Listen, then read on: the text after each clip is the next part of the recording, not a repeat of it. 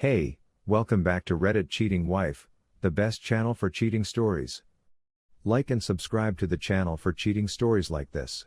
Moving on from a betrayal most foul, long but worthwhile read, I've been told. I've been separated from my ex-fiancée for 4 years now. I was young, foolish, and desperately in love. She meant everything to me, and our kid meant even more. You're probably thinking about 4 years. That's enough time to move on. I'm basically over it, but I sometimes feel melancholy around key anniversaries from that relationship, such as yesterday, when we moved in together.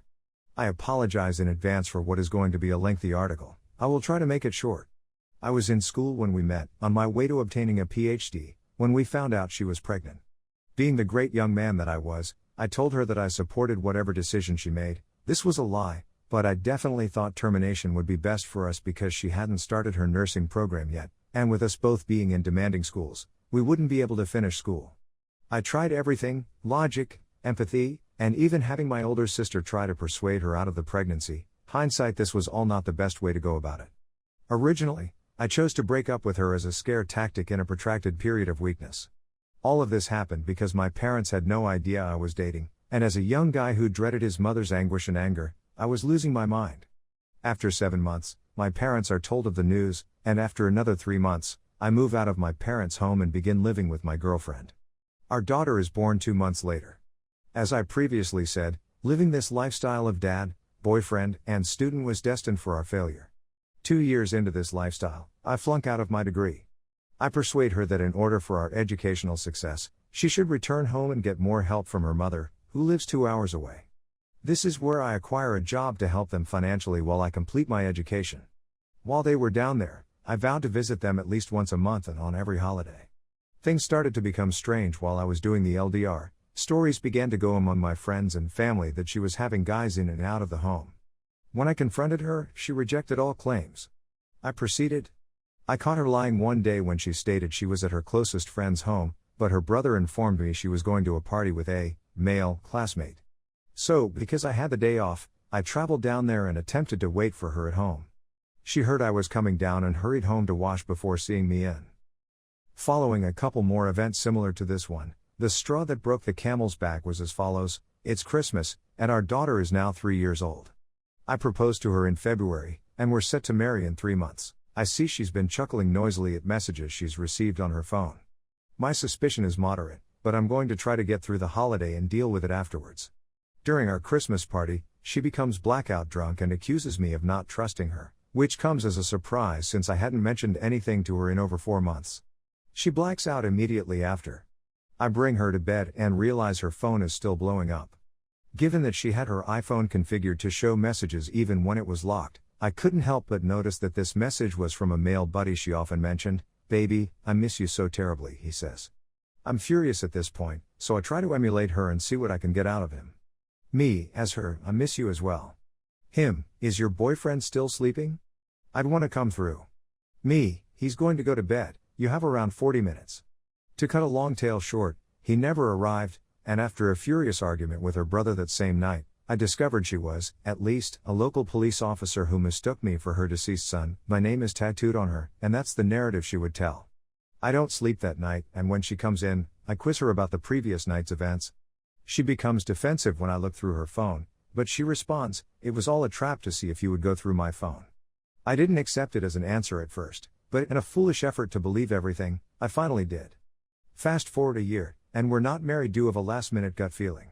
Another horrible sensation comes over me one day as I reflect on the past, and the feeling tells me that I should find out whether my kid is biologically mine.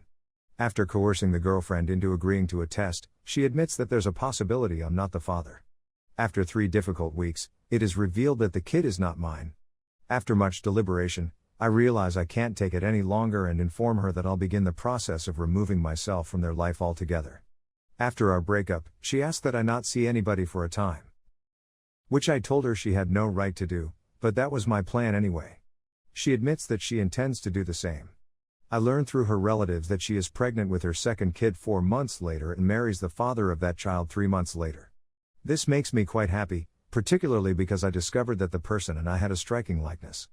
I'm now in a nice relationship and have another degree, but I still find myself allowing the above tale knock me down on a regular basis, almost as if it governs my life at times. I have trust difficulties that I'm working to overcome since my current girlfriend is not like my previous fiancé. I'm praying that one day this will all be a memory. Final words, I have a minor concern that my ex-not daughter would seek me out one day since she is still being taught that I am her father and that I abandoned her. Words from her aunt, to whom I am close. Story 2. Wife cheated, I am so angry I am scared of myself. So I'm a little perplexed. It's been approximately 2 weeks since I found out, and I've been skeptical for a long, with several red flags but nothing conclusive. I decided to address her, and her response, uncontrolled rage, prompted me to do so. How can I accuse her of such a thing? She would never, ever cheat. It made me certain. I snooped on her phone and computer but found nothing, so I purchased several little cameras and placed them about the home. Then, during the weekend, I went to see some pals. I grew up in Norway on the Swedish border, and I met my wife in Sweden when I was 20 years old. She was 21 years old, and she had a 3-year-old child at the time. We clicked, and I've become that kid's father for the last 11 years. I adore him and consider him to be my son. It doesn't matter that we've been married for 6 years. To cut a long tale short, I went home early knowing she wouldn't be there and watched the film. Sure enough, she was having an adult conversation with another male. I knew him as a coworker named Theodore, and we got along well with him and his wife. I used to think seeing red was just a metaphor, but I was seeing red. I've never been so upset in my life. I'm really a fairly quiet man who seldom gets angry, but I just lost it. I slammed at the walls and slammed the bedroom door so hard. It flew off its hinges and broke a glass table in our living room. I didn't even realize I was biting the inside of my cheek. But as I shouted, I splattered blood on the wall and the floor. I managed to hit my head really hard at one point, which jolted me out of it. When I saw the carnage, I realized I had to get out of there. If my wife had come in at that time, I'm quite sure I'd be in prison. In the best case scenario, there is domestic violence. In the worst case scenario, there is murder. I immediately packed a bag with necessities and my laptop. I deal with simulation and modeling, and my computer is custom, which I need to complete my job. I emailed a copy of the tape to Theodore's wife, but I didn't include anything else in the message other than your husband is cheating on my wife. I ran into my kid right outside our apartment complex, hugged him, and told him I would always love him, but his mother was cheating on me, so I had to go. I genuinely hate telling him, he shouldn't have to bear that load, but I wasn't feeling myself at the moment, and it just spilled out of me.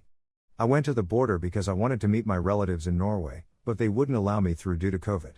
I've been staying at a cheap Airbnb, working but feeling like a zombie, and haven't spoken to my wife. My son is the only one to whom I have reacted. He's been asking me questions, and I've been as honest as possible with him about the fact that I don't know what's going to happen next, other than divorce.